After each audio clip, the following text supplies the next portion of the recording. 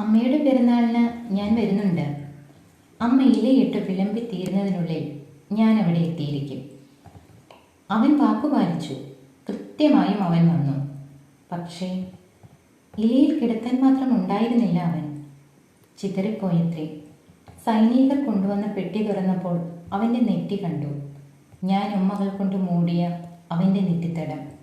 പക്ഷെ ആ വിഭ്രമത്തിനിടയിലും ഞാൻ കണ്ടു, ആ നെറ്റിത്തടം കിഴിച്ചു പോയിരിക്കുന്നു 3 വെടിയുണ്ടകൾ. എസ് മഹാദേവൻ തമ്പിയുടെ ആസാദി എന്ന നോവലിലെ വരികളാണിത്. ഗൂഢശക്തികൾ താൽക്കാലികമായെങ്കിലും വിജയക്കൊടി പാറിക്കുന്നു. രക്തപ്പുഴകൾ ഒഴുകുന്നു.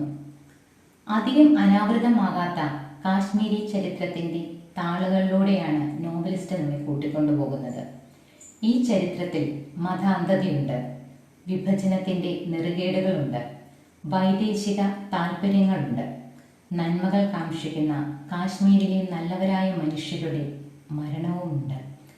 ആസാദി എന്ന കപടമന്ത്രവും കാശ്മീരിയത്ത് എന്ന ഹൃദയതാളവുമാണ് ഈ നോവലിൻ്റെ കാതൽ. കാശ്മീരിൻ്റെ ഹൃദയത്തിലേക്ക് ഒരു യാത്ര. അതാണ് എസ് മഹാദേവൻ തമ്പിയുടെ ആസാദി.